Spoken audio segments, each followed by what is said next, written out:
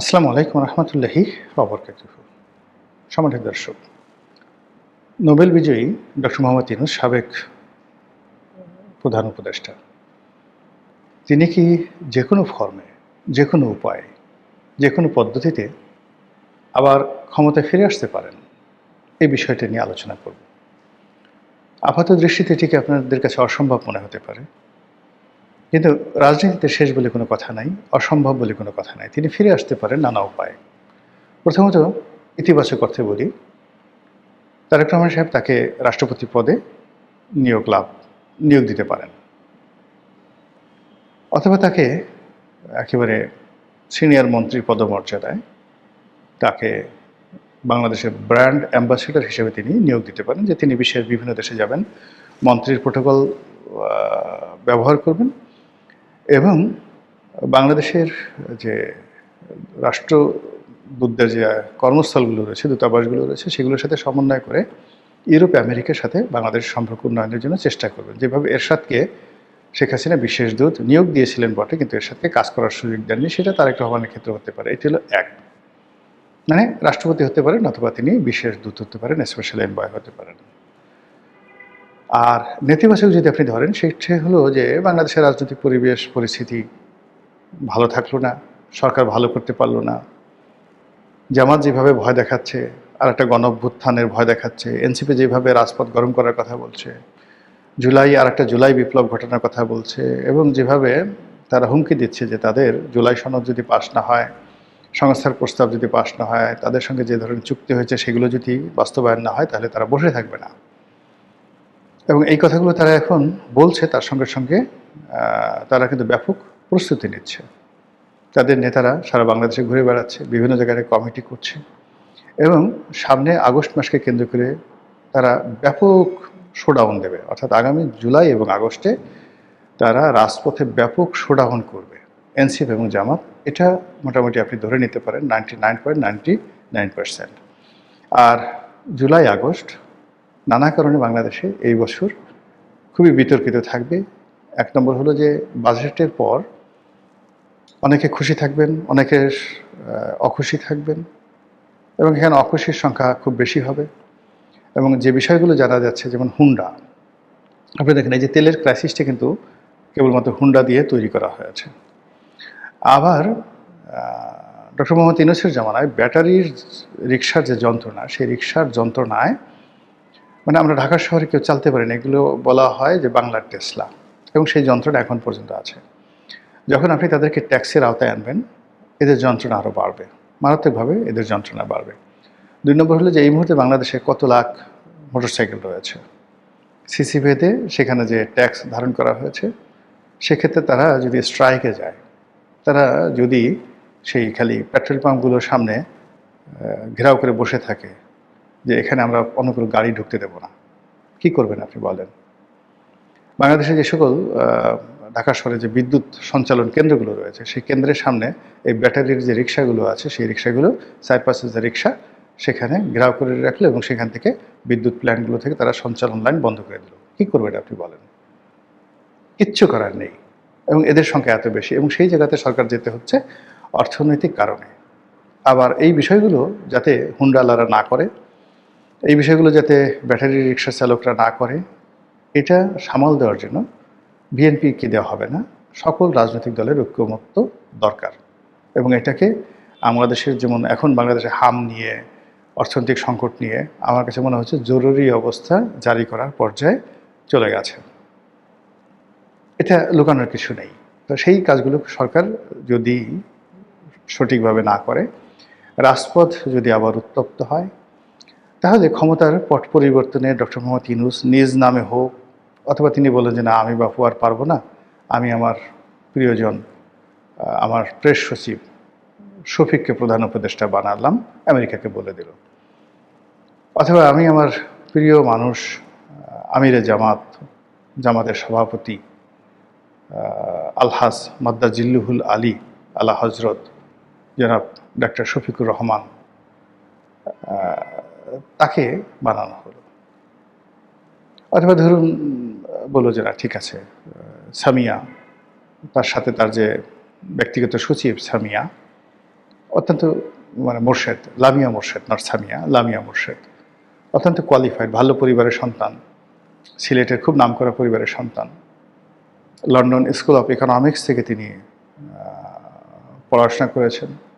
কাজে লামিয়াকে প্রধান উপদেষ্টা বানানো হোক, অথবা লুৎফে সিদ্দিককে বানানো হোক, একেবারে আর কিছু যদি না হয়, সরকারের মধ্যে আছে যদি এখন বর্তমান পররাষ্ট্রমন্ত্রী তাকে, তারপরে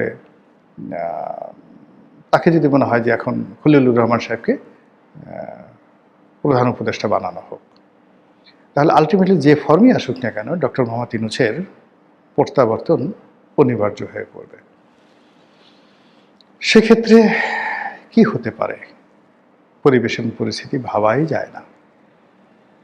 আর এটা যে হবে না তাও বলা যাচ্ছে না। এর কারণ হলো যে প্রথম ক্ষমতা হারানোর পর তারা মোটামুটি 2 সপ্তাহ চুপচাপ ছিলেন, কিন্তু এখন তারা কেউ, তাদের যত রকম লোকজন আছেন, তাদের সেই মনির হায়দার, এখন মনির হায়দার বলতে গেলে 1 ডজন মন্ত্রীর উপরে প্রভাব বিস্তার করছেন। মানে শিক্ষামন্ত্রী এহসানুল হক মিলনের অত্যন্ত ঘনিষ্ঠ বন্ধু। এর বাইরে অন্যান্য যে সকল মন্ত্রী রয়েছেন তারাও যে ডক্টর মোহাম্মদ ইউনূসের বিশেষ সহকারী ছিলেন মনির হায়দার, সাংবাদিক মনির হায়দার, প্রবাসী সাংবাদিক। সেই মনির হায়দারের যে দাপট, তার যে প্রভাব প্রতিপত্তি এখন 20 থেকে 25 জন মন্ত্রীর চাইতে অনেক বেশি। ইট মিনস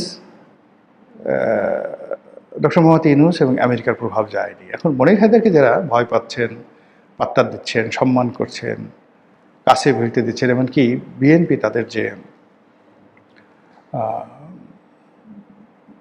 ক্রোড়পত্র বের করে বিশেষ দিন উপলক্ষে, তাদের যে বিশেষ ক্রোড়পত্র, সেখানে মনির হায়দারের লেখা থাকে। তো বোঝার চেষ্টা করেন যে মনির হায়দার এখন সরকারের কাছে মাহফুজ আনাম, মতিউর রহমান, আবার ওই যে মতিউর রহমান চৌধুরী যিনি আছেন তিনি, এরকম যে সমস্ত লোকজন এখন তারেক রহমান সাহেবের খুব ঘনিষ্ঠ হয়ে পড়েছেন, এমনকি আবদুল্লাহ আবু সাইদ সাহেব আছেন, তাদের চাইতেও মনির হায়দার এখন প্রভাবশালী হয়ে পড়েছেন। এই কারণে যে তার সঙ্গে আমেরিকার ভালো সম্পর্ক আছে বলে লোকজন বিশ্বাস করছে, তার সঙ্গে ডক্টর মোহাম্মদ ইউনূসের ভালো সম্পর্ক আছে। এছাড়া অন্য কোনো কারণ তো নেই। There is no reason at all. আবার মনির হায়দারের সাথে যে সকল সাংবাদিকদের, মানে তারা এখন অনেকেই সাংবাদিক না কিন্তু সাংবাদিক নামধারী, তাদের ভালো সম্পর্ক রয়েছে, তারাও এখন বাংলাদেশে যে কোনো আমির ওমরার চাইতে ক্ষমতাধর। তাদের কোনো চাকরি নাই, কিন্তু তারা দিদারসে ঘুরছে, সরকারকে রিপ্রেজেন্ট করছে, সরকারের পক্ষে কথাবার্তা বলছে। বরং এদের এই যে উপস্থিতি এবং এরা সবাই ইউরোপ প্রবাসী, এরা সবাই আমেরিকা প্রবাসী, এবং এদের এই যে ক্ষমতা, ইট মিনস আমেরিকার প্রভাব ক্রমশ বাড়ছে। তো আপনার যখন, আমার ব্যক্তিগত জীবন নয়, আপনাদের জীবনে এটা ঘটছে যে ক্ষমতাধরদের লোকদের আসলে মন মানসিকতা মেনটেন করা বা তাদের সাথে কমপ্লাই করা খুব কঠিন একটা বিষয়। ক্ষণে ক্ষণে রাজার সাথে সম্পর্ক থাকলেই আপনার গলার উপরে তলোয়ার সবসময় আপনার গর্দানের উপরে ঝুলতে থাকবে। তো এই হলো অবস্থা। তো সেক্ষেত্রে ধরেন তারেক রহমান এখন ক্ষমতাধর লোকজন আছেন, তার সঙ্গে সম্পর্ক রক্ষা করাটা এত সোজা বিষয় নয়। এটা তার বিষয় না, যারা তার সঙ্গে সম্পর্ক স্থাপন করবেন বা করে চলছেন, এটা অনেকটা বিশাল, মানে সূর্যের কাছাকাছি যাওয়া মানে বিরাট ব্যাপার। একইভাবে তারেক রহমান সাহেবের যে ক্ষমতা, তার চেয়ে 100 গুণ ক্ষমতা, কোটি কোটি গুণ ক্ষমতা, বিলিয়ন বিলিয়ন ট্রিলিয়ন ক্ষমতা আমেরিকার এবং ডোনাল্ড ট্রাম্পের। ফলে এই পাগলা ট্রাম্প কখন যে কি করে, কখন যে কোন সিদ্ধান্ত নেয়, তার বন্ধু বানাতে দেরি লাগে না, শত্রু বানাতে দেরি লাগে না, সিদ্ধান্ত পরিবর্তন করতে দেরি লাগে না, বোমা মারতে দেরি লাগে না, পা ধরতে দেরি লাগে না। তো এরকম একজন উন্মাদ যখন আমেরিকার প্রেসিডেন্ট, তো সেই আমেরিকা যখন বাংলাদেশ নিয়ে খেলছে, এতে কোনো সন্দেহ নাই সেই খেলার ক্ষেত্রে যে কোনো সময় দাবার ছক পরিবর্তন হয়ে যেতে পারে। যে কোনো সময় ডক্টর মোহাম্মদ ইউনূসের ভাগ্য আবার খুলে যেতে পারে। যে কোনো সময় আওয়ামী লীগের কপাল খুলে যেতে পারে। যে কোনো সময় তারেক রহমান সাহেবের কপাল খুলে যেতে পারে, আবার সবার কপাল একসাথে পুড়ে যেতে পারে। তবে এখন লক্ষণ যেটা দেখছি সেটি হলো সরকারকে চাপে রাখা হচ্ছে, সরকারকে ভয় দেখানো হচ্ছে। সরকার যে এই যে ঘন ঘন চীনে যাচ্ছে, চীনমুখী হচ্ছে, চীনের সাথে দহরম মহরম করার চেষ্টা করছে, তিস্তা ব্যারেজ করতে চাচ্ছে, গঙ্গা ব্যারেজ করতে চাচ্ছে, তারপরে বগুড়াতে আন্তর্জাতিক মানের বিমান ঘাঁটি করতে চাচ্ছে, না বিমান বন্দর করতে চাচ্ছে। বগুড়া আন্তর্জাতিক বিমানবন্দর, যেটা বাংলাদেশের সবচেয়ে ভালো বিমানবন্দর হবে বলে সবাই আশঙ্কা করছেন। এর কারণ হলো এই আন্তর্জাতিক বিমানবন্দরে চীনের বিমানগুলো সরাসরি চীনের প্রেসিডেন্ট ইচ্ছা করলে বগুড়া আসতে পারে। আর বগুড়া একটা সময় তো বাংলাদেশের রাজধানী ছিল। তো সেই বগুড়ার মহাস্থানগড়, পুণ্ডবর্ধন, পুণ্ডনগরী, এগুলো তো ঐতিহ্যবাহী। আর বগুড়া থেকে একটু সামনে গিয়ে চাঁপাইনবাবগঞ্জ যদি আপনি যান উত্তরবঙ্গে, সেখানে বহুকাল প্রায় 300 ইয়ার্স ওখানে বাংলার রাজধানী ছিল। আলাউদ্দিন হোসেন শাহ, যে হোসেন শাহী বংশের রাজধানী, সেটা ওখানে ছিল। ওখানে সেই কি বলবো, যে ওই যে ছোট সোনা মসজিদ, ওই সুলতানি আমলের নিদর্শন। তো কাজে ওই এলাকাকে কেন্দ্র করে একটা নতুন রাজনীতির বলয় হতে পারে। সেখানে এই বলয়টা তৈরি করার জন্য সেখানে চীনের উপস্থিতি দরকার, এবং চীনের সেই বিমান ঘাঁটি, চীনের সেই 1000 শয্যা বিশিষ্ট হাসপাতাল, এগুলোকে কেন্দ্র করে উত্তরবঙ্গের এই এলাকাতে যত বেশি বাংলাদেশ তার সামরিক শক্তি বাড়াবে, রাজনৈতিক শক্তি বাড়াবে, ততই ভারতের রীতিমতো তছনছ হয়ে যাবে। আপনারা জানেন যে এই সময়টাতে উত্তরবঙ্গের এখন ঠিক কোন এলাকাতে শশাঙ্কের রাজধানী ছিল আমরা বলতে পারি না, তবে উত্তরবঙ্গের দিনাজপুর বা রংপুর বা এই যাকে বলা হয় বগুড়ার কোনো একটা অঞ্চলে শশাঙ্কের রাজধানী ছিল, এবং শশাঙ্কের এই রাজধানীর থাকার কারণে এখান থেকে পুরো উত্তর ভারত তিনি দখল করে ফেলেছিলেন, একদম দিল্লি পর্যন্ত, হরিয়ানা পর্যন্ত তিনি অধিকার করে ফেলেছিলেন। তো সেই জমানা আবার যে আসবে না ইতিহাসে, এটা কিন্তু ভারত জানে যে এটা এনি টাইম এটা ঘটতে পারে। একজন মানুষ, এখন তারেক রহমান সাহেব যে বাংলার নতুন শশাঙ্ক হবেন না এটা বলা যায় না। এই বাংলাতে অনেক মানুষ হয়েছেন, তিনি যে ইখতিয়ার উদ্দিন মোহাম্মদ বিন বখতিয়ার খলজি হবেন না, ইখতিয়ার মোহাম্মদ বখতিয়ার খলজি তিনি কি এই সিকিম অভিযান করেননি? তিনি পারেননি, কিন্তু সিকিম পর্যন্ত যাওয়ার আগে যত জায়গা আছে সব তো তিনি তছনছ করেছেন, সবগুলো তিনি জয়লাভ করেছেন। তো তারেক রহমান সাহেব তো এটা হতে পারে। তো এইটাকে কেন্দ্র করে ভারত তো বসে নাই, তারা চক্রান্ত করছে। এটাকে কেন্দ্র করে যেটা আমেরিকা চাচ্ছে যে তারা তাদের প্রভাব সেই কক্সবাজারের দিকে নিয়ে যাবে।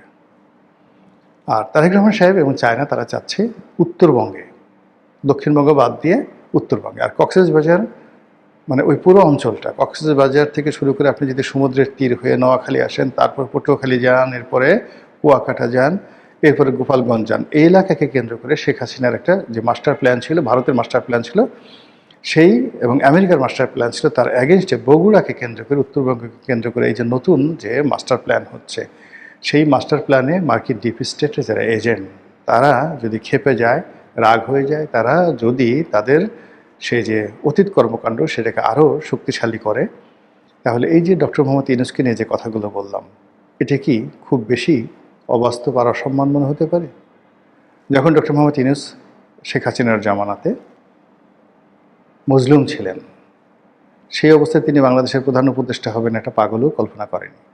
আর এখন তিনি প্রধান উপদেষ্টা হয়েছেন, এখনও তিনি ভিভিআইপি প্রোটোকলে দেশে ভিতরে এবং বাইরে ঘুরে বেড়াচ্ছেন।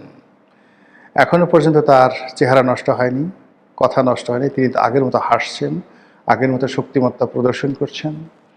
তার যারা লোকজন রয়েছেন তারাও বুক ফুলিয়ে হাঁটছেন, এবং তার যে সকল আমেরিকান যারা লোকজন রয়েছেন, মনির হায়দার, তারপরে বদিউল আলম মজুমদার, এরপর আলী রিয়াজ সাহেব, তারা সবাই আবার নতুন করে প্রজেক্ট 007 সামনে নিয়ে তারা কথাবার্তা বলে যাচ্ছেন, সরকারকে হুমকি দিচ্ছেন, ধামকি দিচ্ছেন, সংস্কারের কথা বলছেন। হোয়াট ডাজ ইট মিন? ডাল মে কুছ কালা হ্যায়। মহান আল্লাহ আমাদের সবাইকে হিদায়াত দান করুন এবং হেফাজত করুন। আসসালামু আলাইকুম ওয়া রাহমাতুল্লাহি ওয়া বারাকাতুহু।